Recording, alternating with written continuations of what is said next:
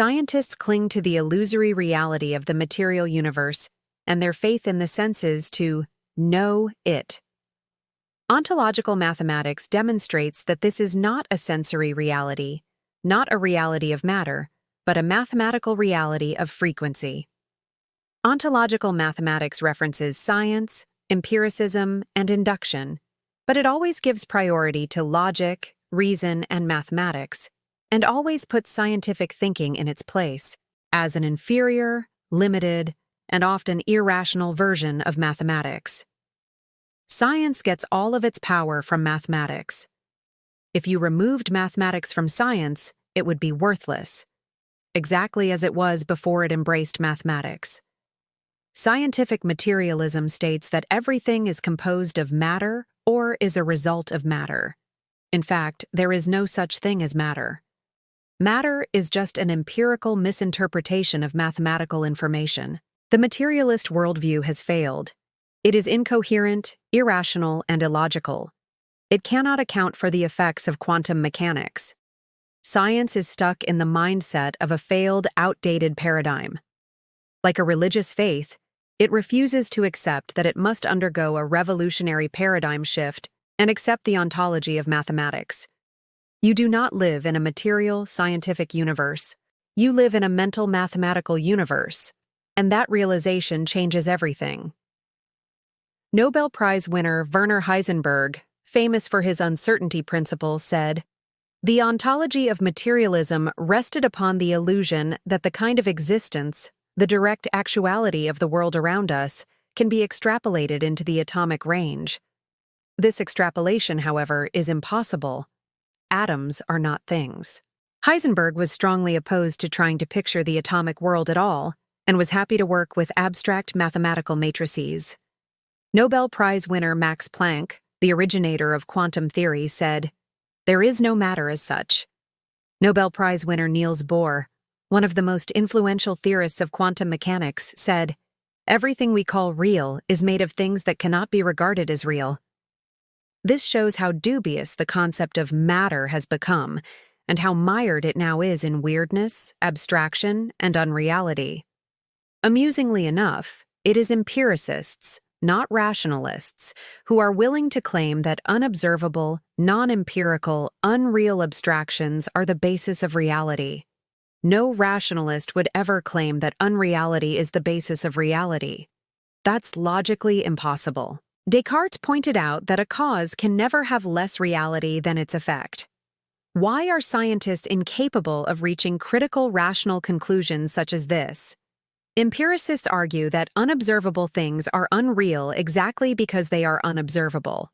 Rationalists, by contrast, have no difficulty in accepting the rational existence of things that cannot be observed, such as minds, and their thoughts, singularities, and the absolutely rational state that preceded the Big Bang.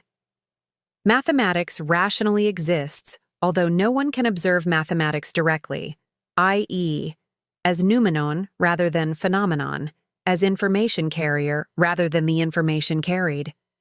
The idea of matter, as classically conceived, is false. That is 100% guaranteed. This world needs to wake up, pay attention, and pull itself out of the intellectual dark ages. Plato, one of the greatest rationalist philosophers with a highly mathematical worldview, said that physical reality is only an illusion, a shadow, an inferior copy, and the ultimate reality is non-physical, a domain of forms, perfect archetypes outside space and time. Heisenberg said, "I think that modern physics has definitely decided in favor of Plato. In fact, the smallest units of matter are not physical objects in the ordinary sense. They are forms, ideas which can be expressed unambiguously only in mathematical language."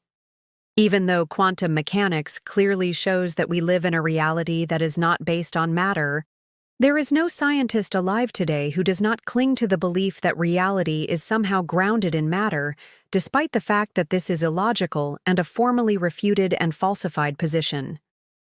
The scientists of yesteryear who were willing to deny materialism are long gone. No scientist today could remain in his job if he claimed that there was a real order of existence that was not material.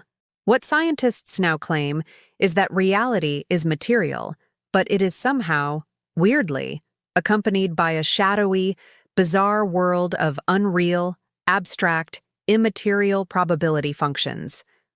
Rather than admit that materialism is false and must be replaced by immaterialism, scientists are instead willing to cite unreality as a defining aspect of material reality, as the source of quantum weirdness. How insane is that? These materialists are like video game characters who deny that the code exists. Within the game, these scientific materialists can study the game world and do experiments in the game, and come up with many useful game items. But materialists do all of this while denying that the code exists. They say they won't believe you until you give them physical evidence of the game code.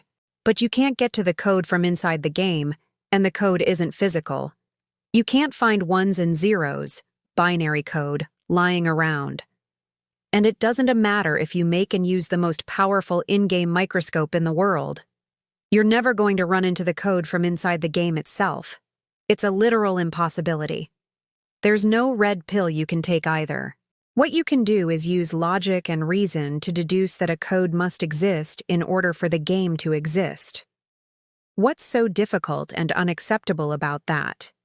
If it is true that the universe is mathematically coded, a rationally inevitable conclusion, then every ultimate explanation tendered by science is automatically false. Science posits a wholly false reality based on non-mathematical stuff, matter, which is underpinned, allegedly, by unreal mathematical probability functions, as if that makes any rational sense. Even if you use abductive reasoning, a form of logical inference which starts with an observation then seeks to find the simplest and most likely explanation to account for it, why would you not conclude that everything around you behaves according to structured rules because it is underpinned by a structured code that guarantees order and pattern? Why would you prefer instead an explanation based on weird, unreal, abstract probability functions? Yet this is exactly what scientists choose. Why? Because if they went the other way, they would be acknowledging that we live in a mathematical, coded world and not a scientific world of observable matter.